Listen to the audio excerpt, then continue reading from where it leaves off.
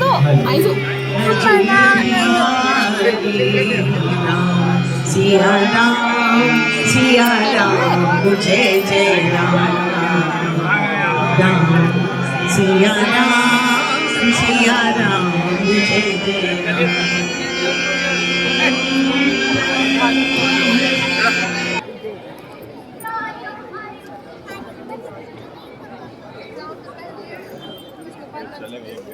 क्या ये खालियों पर वीरों से खाली हो गया है?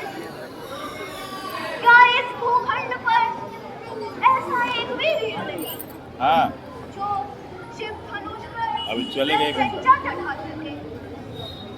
क्या मेरी पुत्री सीता आजीवन कुंवारी रह जाएगी?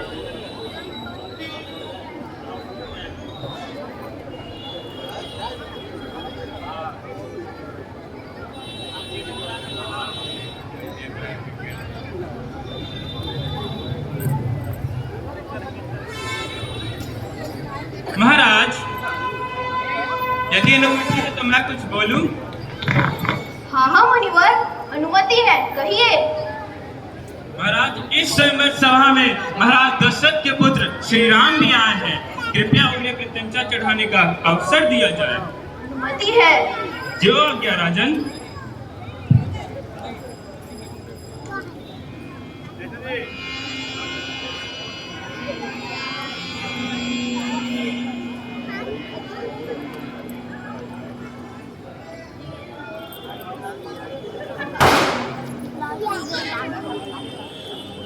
उठहु राम भजहु भव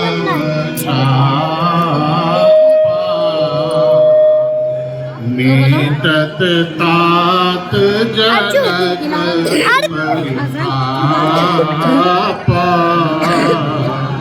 सुनि कुरी बचन चरण सिरुनावा हरसु विषाद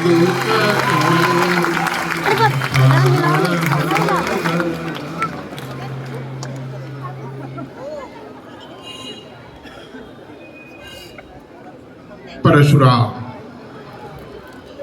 धनुष भंग होते ही, चूंकि शिव धनुष टूटा है और परशुराम शिव के परम भक्त अत्यंत क्रोधी स्वभाव परशुराम को जैसे ही जानकारी मिलती है कि शिव धनुष भंग हो चुका है, वो अत्यंत क्रोध में राजा जनक के दरबार में प्रस्तुत होते हैं।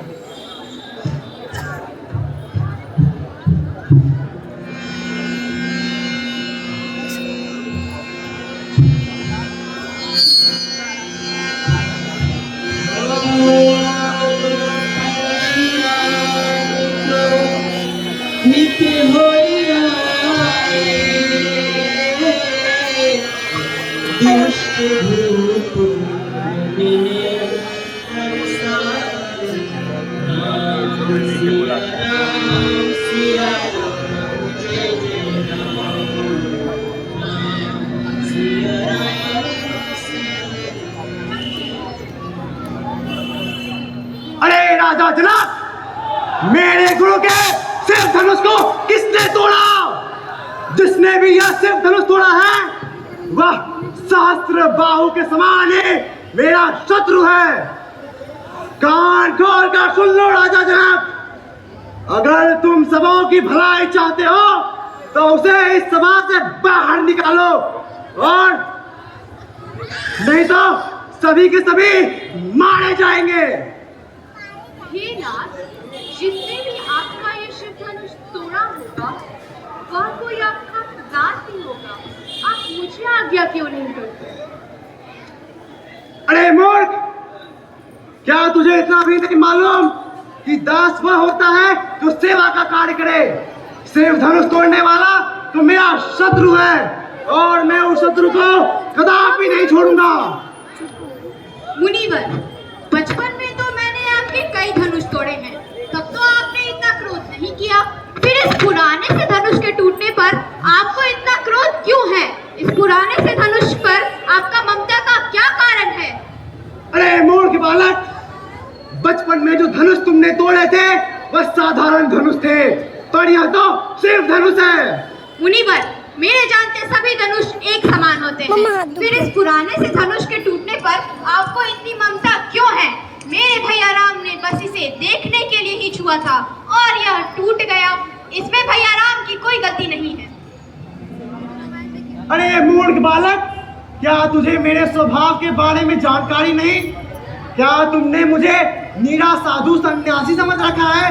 मैं बाल ब्रह्मचारी और अत्यंत क्रोधी स्वभाव का व्यक्ति हूँ। मैंने इसी फरसे से सहस्त्र बाहु को मार डाला था और पूरी सृष्टि जानती है मैं क्षत्रिय कुल का शत्रु हूँ।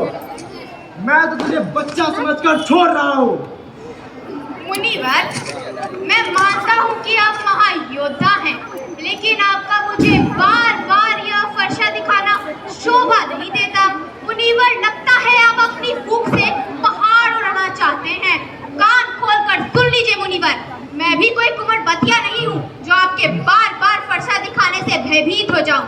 अरे मैं एक क्षत्रिय हूँ और आप ब्राह्मण हो, इसीलिए मैं बर्दाश्त कर रहा हूँ, क्योंकि मेरा कुल गाय, हरिजन, देवता और स्त्रियों पर प्रहार नहीं करता। एक बात पूछूं मुनिवर, जब आपके वचन ही इतने कटु हैं, तो फिर यह फरसा धारण क्यों करते हैं?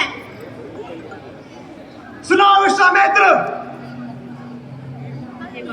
यह बालक मंद बुद्धि का है, अज्ञानी है, मूर्ख है, अपने कुल का नाशक है।